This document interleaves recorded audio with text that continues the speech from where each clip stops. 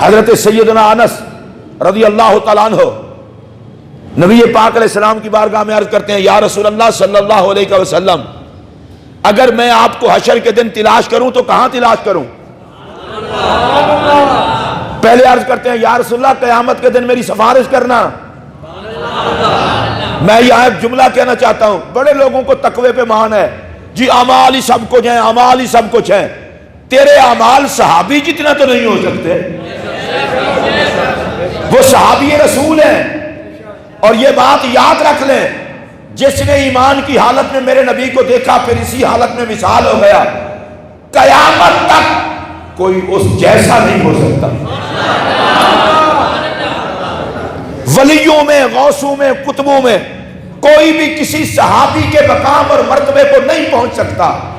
اور یہ بات ذہن نشین کر لیں، اگر ولی سے بغض رکھنے والا خدا کا دشمن ہے تو صحابی کا درجہ تو ولیوں سے کہیں اوپر ہے۔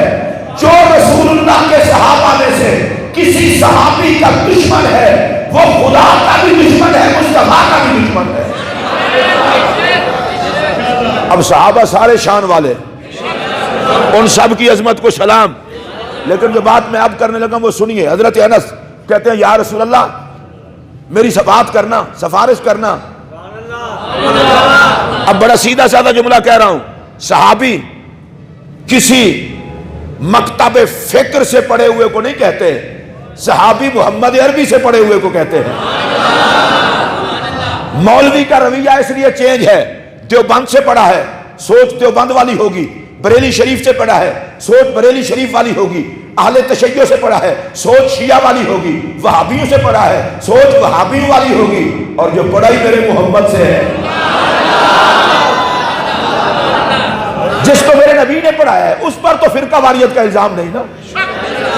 اچھا آپ کو اس طرح نہیں سمجھ آتی، اور بات بتاؤں، مولوی غلط پڑھا سکتا ہے، حضور تو غلط نہیں نہ پڑھاتے۔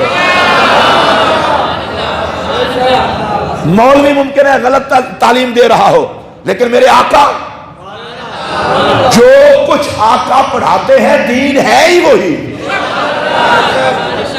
اب جس نے میرے نبی سے پڑھا ہے وہ کہتے ہیں، حضور میری سفارش کرنا۔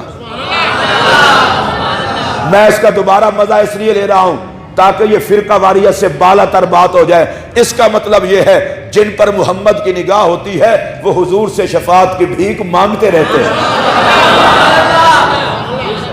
اور اگر دوسرا جملہ کہہ دوں تو آپ کو اور زیادہ خوشی ہوگی، حضرت انس صحابی ہیں، اور صحابی بھی ایسے کہ 10 سال تک گھریلو نوکری کی ہے میرے نبی کی، کوئی ایک آدھے لمحے کے صحابی نہیں ہے۔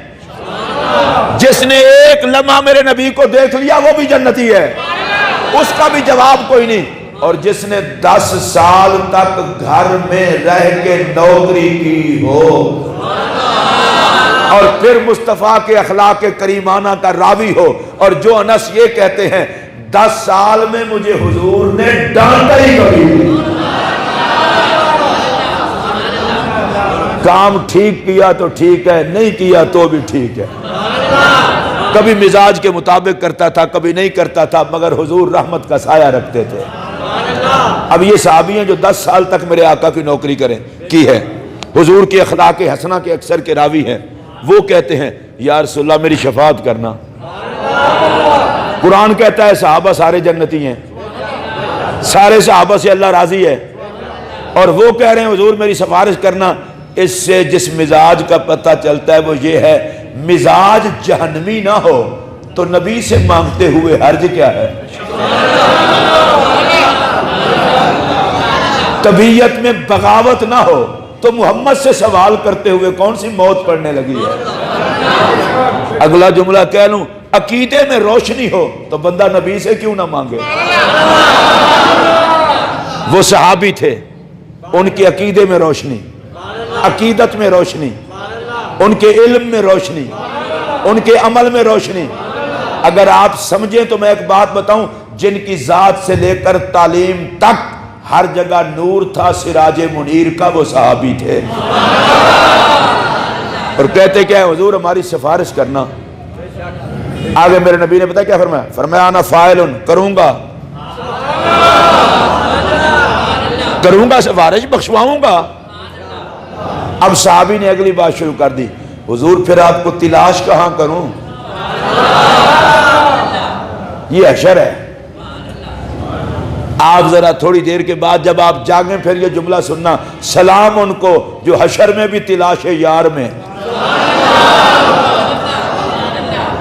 لوگوں کو اپنی اپنی پڑھی ہے، عاشقوں کو حضور کی تلاش ہے۔ سرکار ملاقات کہاں ہوگی؟ ملاقات کہاں ہوگی؟ حشر میں نبی کی ملاقات۔ اور یہ صرف ایک صحابی کا ذوق نہیں ہے، حضرت ثوبان رضی اللہ تعالیٰ نبی پاک کی بارگاہ میں آئے، اترا ہوا چہرہ، اداس ہے۔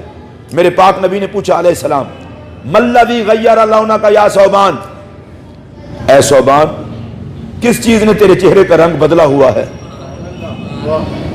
میں رک کے کہہ رہا ہوں، سلام اس نبی پر جو غلاموں کے چہروں پر بھی نظر رکھتے ہیں اور یہ بھی دیکھتے ہیں کہ میرا نوکر اداس کیوں ہے، اداس کیوں ہو؟ عرض کی یا رسول اللہ صلی اللہ علیہ وسلم، آج بیٹھا میں سوچ رہا تھا حشر کا دن ہوگا، اللہ تبارک و تعالی آپ کو تو بہت اونچی جگہ عطا فرمائے گا، آپ کا صدقہ ہمیں جنت مل بھی گئی، تو یا رسول اللہ سوچ رہا تھا اس جنت میں کیسے جیوں گا جہاں آپ کو دیکھ نہیں پاؤں گا۔